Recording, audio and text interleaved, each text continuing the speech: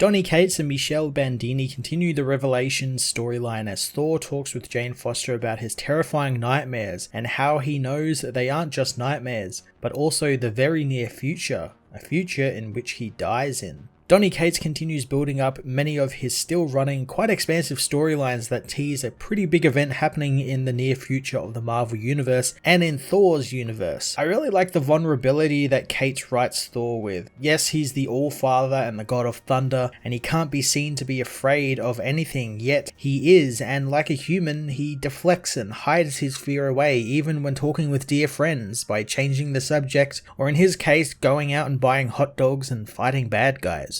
I also like the idea that Thor can adopt any type of language and accent he needs because of course he could, and he should be able to do that, being that he's a very long-lived being and has been all over the world and all over the different worlds of the 10 realms. A mainstay through Cates' run on Thor has been the family turmoil within Odin's son's family, something which he really excels at exploring, and it's fun how Thor and his family, you could see them as kind of like Shakespearean in that way, whereas they deal with them in a very elegant way where they go about dealing with the drama and everything, but I like that it's being dealt with in a very human way, and some would consider petty ways as well, like Thor not talking to his father and basically ignoring him, and Odin getting drunk to deal with his wife leaving him. Stuff like that is great, and seeing these larger-than-life characters do those rather human things to cope is a lot of fun. Michelle Bandini returns as artist, and his work again was just utterly fantastic. Bandini's eye for action is great, and he always delivers some fast-paced, heavy-hitting action pages. I love the choice to have Thor not even wear his costume at all this issue as well, instead opting for a polo shirt and a pair of chinos. It's a great dichotomy as he beats up fantastical monsters and colourful costumed villains.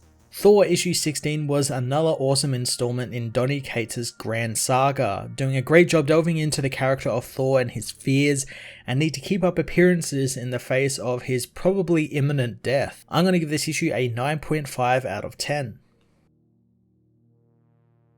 Thor issue 16 finds Thor in a nightmare where the Infinity Hammer wielding Thanos has killed all the Avengers save for the God of Thunder. Thanos tells him that this is over and he has fought well and he will dine in Valhalla that night. But now all he must do is fall. Thor refuses to, so Thanos smashes him down with a hammer. Thor begs the Mad Titan not to do this since there has to be another way, but Thanos stands on the king's head, saying that he is the mighty king of Asgard, and kings don't beg. Thanos crushes Thor's head as in the present, Thor finishes his tale to Jane Foster, who finds it rather brutal. She learns that he has this nightmare whenever he sleeps, and it came about after he looked into a storm and saw a vision on how he was going to die. Thor knows it wasn't just any storm, it was the Black Winter, an all-encompassing force of primordial death, and to gaze into its eye is to see the ultimate and final truth, and against his better instinct, he looked. Jane knows this is when he saw a risen from the dead Thanos with Mjolnir and the Infinity Stones leading an army of the dead. Jane tells her friend that she doesn't understand how Thor could see that and his hammer's enchantment stops working, and the best course of action he thought was to give the hammer away and leave the hammer somewhere where literally anyone could pick it up. Thor quickly changes the subject as he sees hot dogs, buying some while using an American accent, as Jane tries to get him to talk about this, surprised at the voice he just put on. After Thor pays for the hot dogs, he says in his normal voice that he has been visiting Midgard since before her people developed tools, and he speaks every language on Earth, and he was in New Amsterdam long before any of Jane's ancestors, which means he's been a New Yorker longer than anyone alive. He wonders if she really thinks it's odd he adopts the proper dialect when he must. Jane says it sounded like he was from Orange County, but Thor says it's better than her Asgardian accent that Jane used while she was Thor. Jane waves it off, knowing that it's time to suit up as she transforms into Valkyrie and takes off, but Thor says he didn't bring a suit. At a nearby bank, the wrecking crew rob an armored car as Valkyrie arrives, saving a SWAT member from a flaming car, reminding the man that she isn't Thor, she's Valkyrie. She tosses the car back at the villains, blowing it up as she's quick to catch Wrecker's crowbar, smashing him in the face as she is glad to see he hasn't changed.